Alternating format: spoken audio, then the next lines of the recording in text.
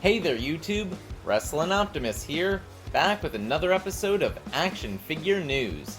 AEW's All Out pay-per-view just wrapped up from Chicago, Illinois, and first of all, 1 million new AEW figures were announced at the Fan Fest. This includes the entire commentary team and a whole bunch of wrestlers getting their first figure ever, so keep an eye out for a lot of unboxings in the future. But for now, let's take it down to the drawers and get to all the results. Real quick on the 0 Hour pre-show, Sammy Guevara and Ty Mello defended their AAA Mixed Tag Team Championships against Ruby Soho and Ortiz, and they were able to retain. Next, I don't have figures for them, but Hook retained his FTW title over Cool Hand Angelo Parker of 2.0. Interestingly, rapper and producer Action Bronson, who performs Hook's theme song, was on hand at ringside and helped fight off 2.0 after the match when they tried to attack Hook. Next, we're gonna have to dig him out a little bit here, but Pac was able to retain the All-Atlantic Championship, flip that around quick, over Kip Sabian, who returned after more than 500 days away. Afterwards, Orange Cassidy came out seemingly to challenge for the All-Atlantic title, but Pac refused. However, in a backstage promo later, it was made official for this upcoming Dynamite. And since I don't have figures for the final match either, I'll describe it while I put Pac back. Eddie Kingston managed to defeat Tomohiro Ishii, but afterwards when Kingston tried to show him respect, Ishii just stormed to the back. Alright, now on to the main show, which began with the Casino Ladder match. Wheeler Yuta, the current ROH Pure Champion, followed by Rey Fenix of the Lucha Brothers, then Rush of La Facción Ingobernable, followed by his partner, Andrade, then the Ring of Honor World Champion and Blackpool Combat Club stablemate of Wheeler Yuta, Claudio Castagnoli, then Dante Martin, followed by Penta El Zero M, all enter the ring, but not the Joker. My notes are that Andrade and Rush are incredibly stupid, there's lots of ladder botches, and nobody seems to want to win other than Wheeler Yuta and Dante Martin. Finally, some hooded men enter the ring in a very Retribution-esque angle and attack everybody, with their leader climbing up the ladder and retrieving the poker chip. That leader turns out to be Stokely Hathaway, and the masked men are revealed to be all the people he's been giving business cards to: Ethan Page, Lee Moriarty, W. Morrissey, and the Gun Club. Then, a masked Joker dressed as a devil comes out to the song Sympathy for the Devil. He takes the poker chip from Hathaway and walks out. And since technically he was the Joker, he's declared the winner. Next, Kenny Omega and the Young Bucks take on Hangman Adam Page and the Dark Order's John Silver and Alex Reynolds for the first ever AEW Trios Championships. As you'd expect, this is an awesome match with some great story beats between Kenny and Hangman, and a lot of the actual wrestling focus gets put on Dark Order. But in the end, Hangman misses a buckshot lariat and accidentally nails John Silver, who gets rolled up by Kenny Omega for the win. The Elite are the first ever AEW Trios champions. I really like this story, and I'm excited to see where Hangman goes from here, having just cost his best friends the titles. Heading to the women's drawer quickly. And Athena is unsuccessful at trying to defeat Jade Cargill for the TBS Championship. I actually really thought she was gonna do it, but oh well. Back up to the men's drawer, where TNT champion Wardlow teamed with FTR, who currently hold all the tag titles, to take on Jay Lethal and the Motor City Machine Guns.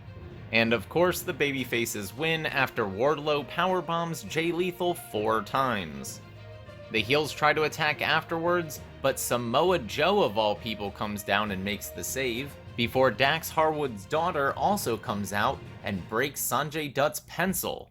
She then pins him as revenge for calling her a brat. Swerve In Our Glory managed to retain the AEW Tag Team Championships over the Acclaimed. Beforehand, Max Caster's rap included the line, "Those belts need an update, we'll leave you on the floor like those documents at Trump's place."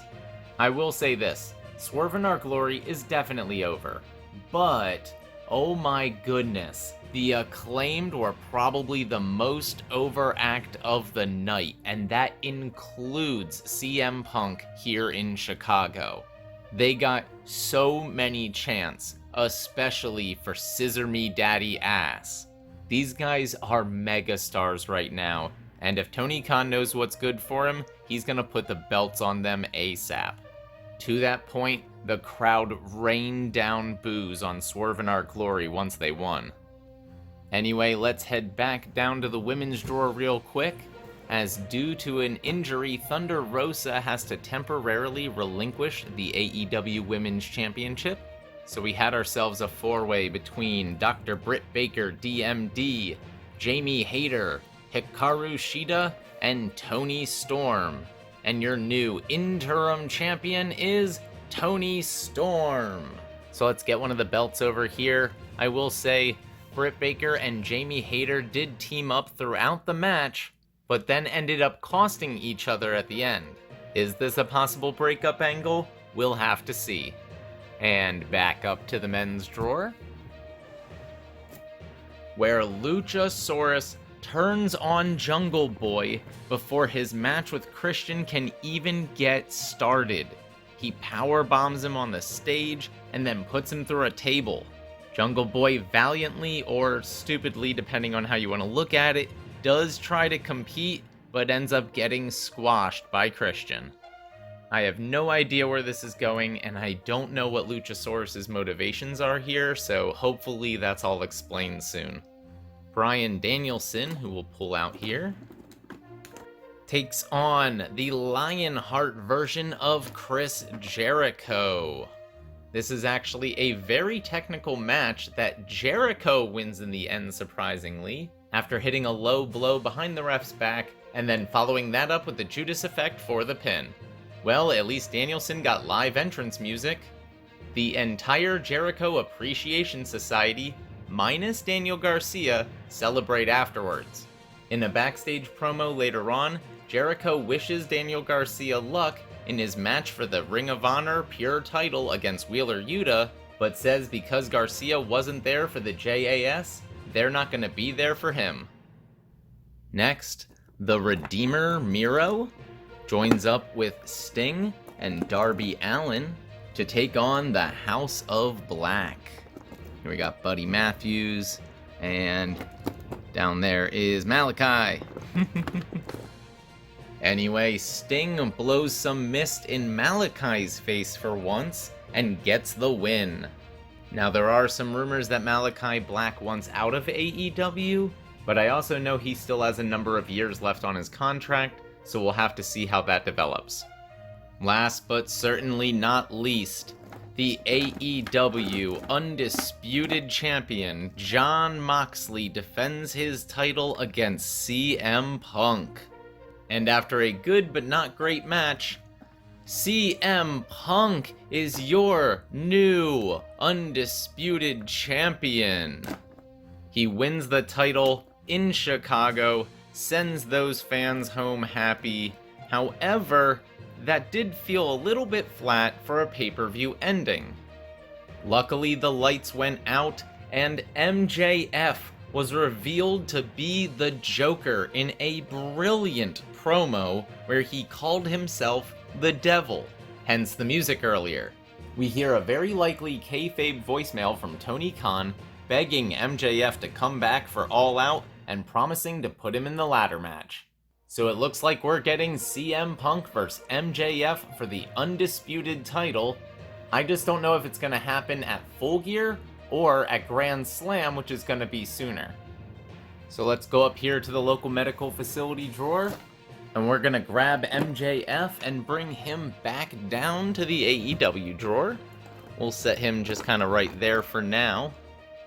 And in a final bit of very unfortunate news that may have overshadowed the entire event, CM Punk went off on a profanity-laced tirade about the Young Bucks and Adam Page in the press scrum after the show, and that may have even led to a physical altercation between Punk, the Bucks, and Kenny Omega. I will absolutely keep you updated as that develops, so stay tuned.